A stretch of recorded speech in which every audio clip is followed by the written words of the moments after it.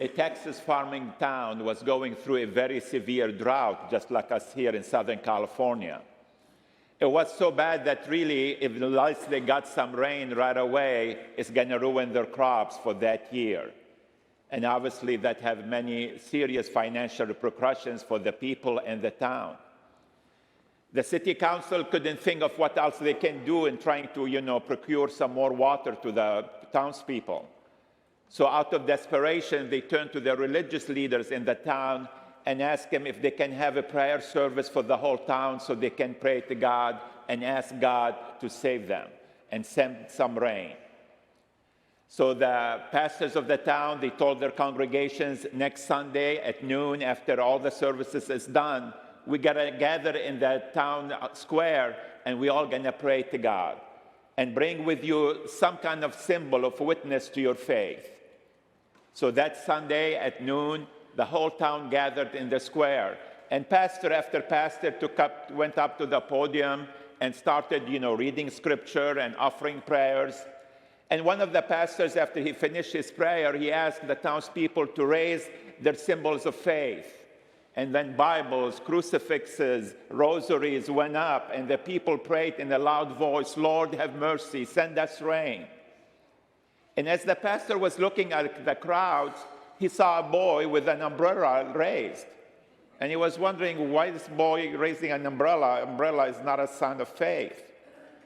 So he recognized the boy that is one from his congregation. So after the service, he went to the boy and said, "Joey, what's the thing with the umbrella? That's not a symbol of faith." He goes, "Pastor, I thought if we were praying for rain, shouldn't I bring an umbrella?" That's the faith that Jesus calls us to. Not a faith that's in our head, I believe in God. Well, guess what? The devil believes in God too because he knows God exists. But he's not a person of faith. Faith is not that fuzzy feeling what we feel in our hearts. Faith is living what we believe, acting as if truly God is there for us, that God will be with us every step of the time. He'll never abandon us. That God, as our first reading reminds us, God is faithful to his promises. Maybe not in the way we pray or what we want or our own timing, but God will always deliver on his promises. In the first reading, the prophet Habakkuk is teaching us how do we witness to our faith in difficult times. The people of Israel at that time were under the occupation of the Assyrians, a superpower. And Habakkuk, on behalf of the people, cries out to God, "Lord, don't you see the violence? Don't you see how we are being treated? Come and deliver us." And God tells them, hang in there. Persevere in your faith. Wait for it. I will always fulfill my promises. All of us at one time or other in our lives, we go through difficult times, through times of crises. Maybe not personally, maybe we look at the world and we're discouraged with everything that's going on. And we also cry out, just like that people at the time of Habakkuk, "Lord, where are you? Why are you letting this happen? Why did you give me cancer? Why did I lose my job? Why is my marriage breaking up?" And God tells us, be patient, persevere. In times of difficulty, the witnessing to our faith means persevering and trusting in God's promises. Being patient, waiting for God, because sooner or later, God will come and deliver us. But sometimes, instead of being patient and trusting in God, we got angry at God and we turn away from God. That's not the faith that Jesus calls us to. In the second reading, Paul talks about how do we grow in our faith during the good times. Because a lot of times when things are going well in our lives, we forget about God. We only remember him when we have a crisis. And Paul tells us, stir into flame that gift that you received.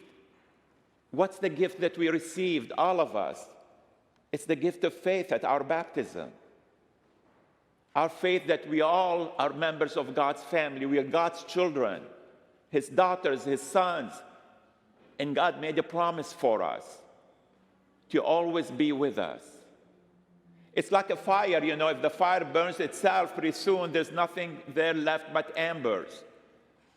And during those good times, we need to stoke that fire so the flame comes up again.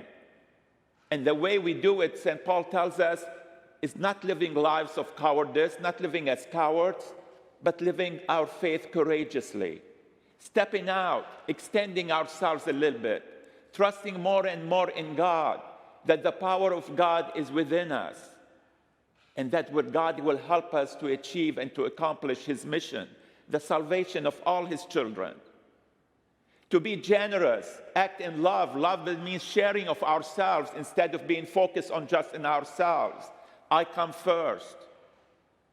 People of faith will trust that if we put God first and our brothers and sisters, our neighbors first, then God will take care of us.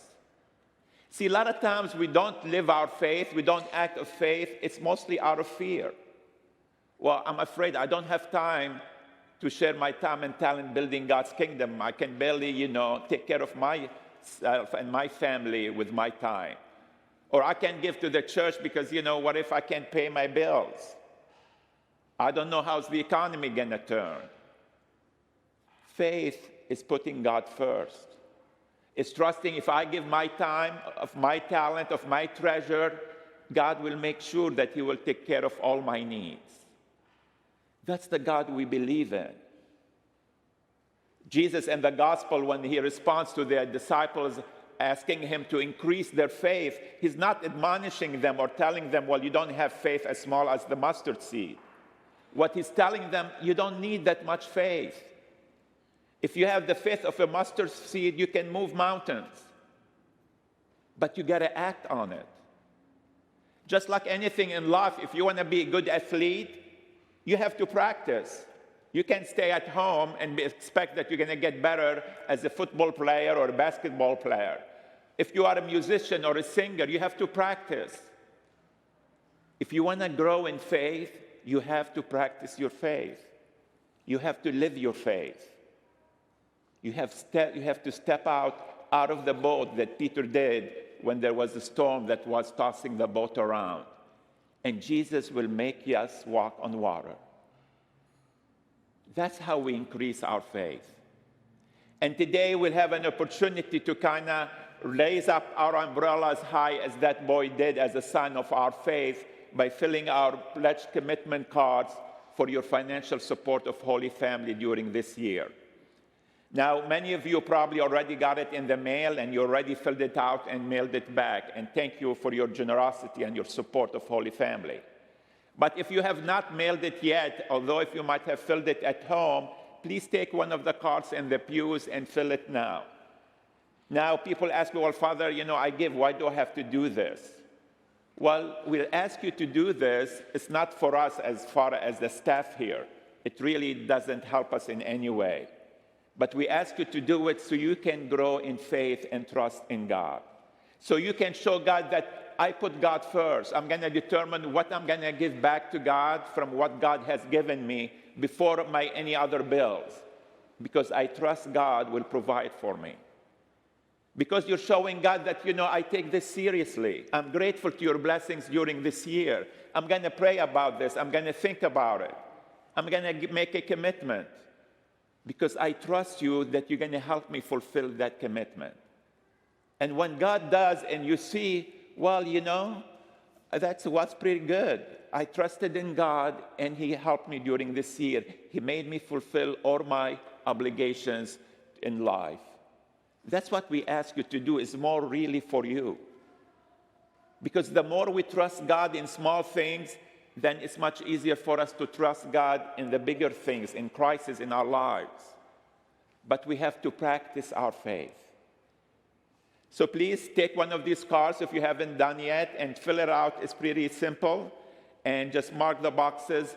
And even if you're not going to commit to any amount now, fill out your contact information. This will help us to keep our records up to date. These days, people change emails, change cell phone numbers so often that sometimes we don't have the current information for you. But I hope all of you will take this opportunity to step out in the deep and trust that no matter what you offer God, God will fulfill all his obligations towards you. You might be saying, okay, why does the church need money? I mean, look, it's a beautiful building, the lights are on, the air conditioning is on. Why do you need money?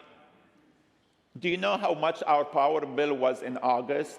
Think of a number in your head. It was over $25,000. Just the power bill, one bill. But we don't only need your support financially to pay our bills, but also to help our mission of building God's kingdom, of doing programs like you saw today with the children, with our teens, with our young adults. Everything these days takes money.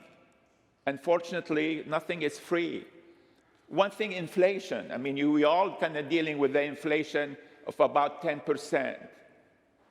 If you're able to, I'd like you to consider adding 10% to your annual contributions to the church for what you gave last year. If you're able to. And if you can do more, please do more, because you know some people can raise their contributions by 10%. But if you haven't been contributing, I ask you to consider giving the minimum wage for 1 hour per week, $15 per week. Just take a step of faith. And if things come up and you can't do it, then you can stop. You know, this is not a bill. We're not going to send you a bill in 3 months saying, well, you promised $10 a week and you haven't given us the $10. Pay up. This is just really between you and God, and witnessing to God and to the community that, yes, my gift to God is important because I'm grateful for what God has blessed me. So take a moment, fill out the cards, put them in the basket during the collection. Thank you all for your generous support of Holy Family through your time, talent, and treasure. And I know together we're going to continue to keep Holy Family the wonderful parish that it's been for all these years.